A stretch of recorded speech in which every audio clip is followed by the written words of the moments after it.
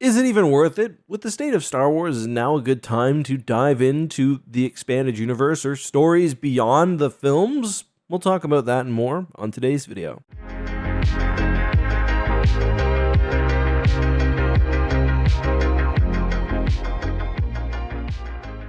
Hey guys, this is Justin. Hello and welcome to another video. So we are once again turning to the Eckhart Slaughter Patreon for a question. Just a reminder, you can always leave your hashtag AskEck question down in the comments, but if you leave it on Patreon, you're guaranteed either a video response or a text response. This is a great one, and I really love to see it. Aaron says, I would love to know, is the Legends/Expanded Universe worth getting into in 2025? I'm familiar with a lot of Legends content, and a lot of it seems cool, but I never really got into it because I was a bit young pre-2014, so I've grown up with the new canon. Is it pointless getting into Legends if we know all these stories are never going to go anywhere? And where should I start? Great question. Thanks for being a supporter, Aaron. So I want to start off my answer to this question by discussing my own experience with the Star Wars Expanded Universe. My father introduced me to Star Wars before I formed any real memories, so it's always been a part of my life. I distinctly remember the first Expanded Universe books I read were the Young Jedi Knights series. I have extremely fond memories of those. I remember my family went to Mexico once, and the entire time I was just reading those books, and I always think of the Young Jedi Knights when I go to the airport. Anyway, you can check out this poster I made, by the way, in grade school. This is what I imagined Star Wars Episode 7 would be. I was a voracious reader, so as I got older, I read more and more of the novels. That definitely slowed down a bit in high school, but I kept going. However, when I was 21, I started law school, and I actually lost a lot of my love for reading because over those 3 years you read so much, and that could have been the end of things. However, I started this YouTube channel partially with scripts I had written as a young man. When I started this channel, I decided to sit down and either read or in many cases reread, sometimes for the third or fourth time, everything in the Expanded Universe, or at least all of the novels which take place after the Battle of Endor, and most of them before. I found so much joy in that, even though, of course, we're talking 2017, they were making the new Star Wars movies. Still, I look back on that year or two very, very fondly. Then I started my podcast, Tapcaf Transmissions, with Corey, and we went through all of the novels again. Right now, we're doing the Swarm War, and each time I find something new that I enjoy. They make me happy. I won't pretend that every book is perfect or even that they're all good, but it's not very often that I'm not looking forward to reading a book, and unless you're a YouTuber like me with obligations, you can always just skip some. I will say, however, my enjoyment is partially rooted in the good memories that I have as a kid. So if you hadn't read the novels, if, like Aaron says, you were younger, things could be a little bit different, but I still highly recommend them. For me, when it comes to media, this might surprise some of you, I don't care that much about continuity. I know that's a weird thing to say for a guy with a lore channel who often tries to look at the connections and what actually is canon or not. But when I'm actually reading something, for me, the story is far more important. That's part of the reason why I really enjoyed the new canon novel, Ronin. That novel is not only outside of the Star Wars Legends Expanded Universe, it's not even canon, it's its own thing, but it tells a great, interesting story. And it's true, we probably never will see outside of like the Old Republic continuing any new Star Wars Legends content, but there are so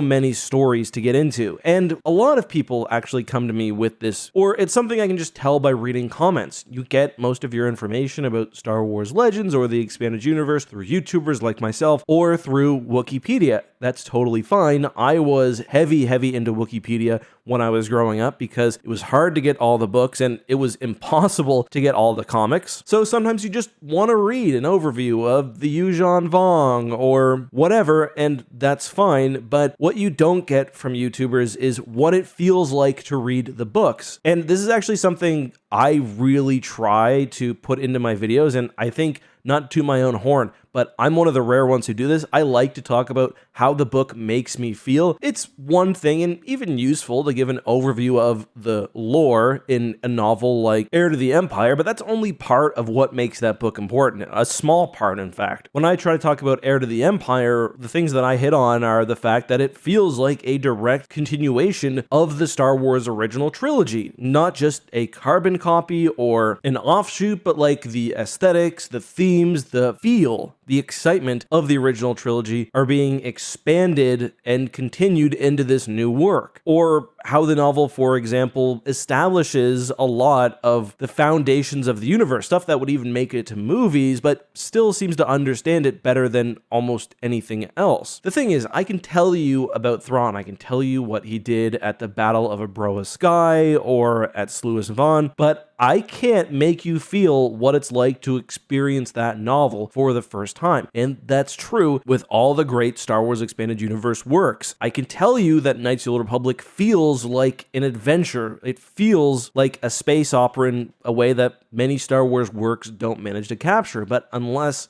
you play it yourself, what I say isn't going to carry that much weight. This may surprise you, but it's also worth noting that Star Wars Legends has actually received very little coverage on YouTube. There are a few topics which have received many videos. You can find videos on Mara Jade or whatever else. But when you actually read the novels, you will be shocked at how few of the big stories, the big characters have been covered, especially if you don't count some of the niche videos by myself and Corey. Here's an example. Talon Karrde, one of the main characters in the Thrawn trilogy, he reappears countless times throughout Star Wars Legends. I mention him in my videos, but Google it. How many Talon Karrde lore videos are there? Not a ton, and he's a major character. What about Talon Karrde's bodyguard, Shayda Dukal? Same thing. These are major characters from the most famous stories within Star Wars Legends. The big ones. There are so many more outside of that, which you really just need to experience on your own. I promise, you may think that you know it all. There are so many mysteries, so many twists,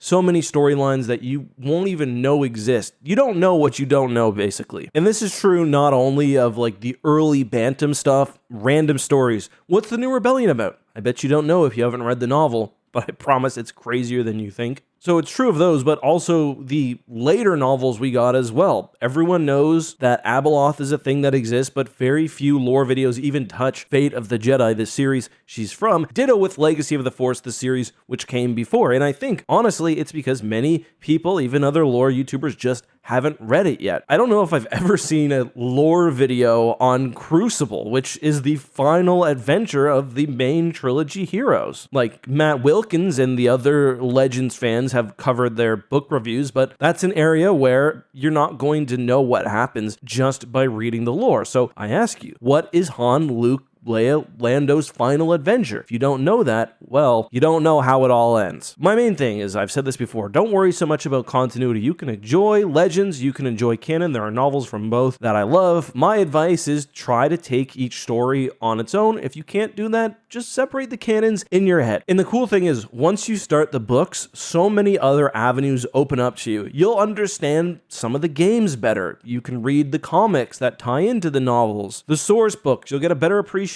for my videos. You can call me out when I'm wrong or when I've missed something, but most importantly, you'll get the feeling, which is something I can't give to you in a video. I can tell you how something made me feel. Maybe you'll be different, or maybe you won't. Either way, knowing what something feels like is different than actually experiencing it. So I hope that answer is good. And the great thing is, now is a better time than ever to start with the Expanded Universe. I mean, they're not making anymore, so not in that regard. But with the new Essential Legends collection, many Star Wars novels are being converted to full audiobooks, which is a way that I really enjoy reading. I don't have as much time, so it's nice to be able to listen while driving, for example. I always say, start with the Thrawn trilogy. Either read it or listen to the audiobook. And listen, there are ways to find books. If you can't afford books, there are ways to find books. Most of them start at your library, but, you know, support authors, but literature is important. So start with the Thrawn trilogy. I also recommend from the Essential Legends collection, the X-Wing series. But just generally what I would do is, if you enjoy the Thrawn trilogy, you want to learn more about the post-Endor era of Star Wars, go all the way back.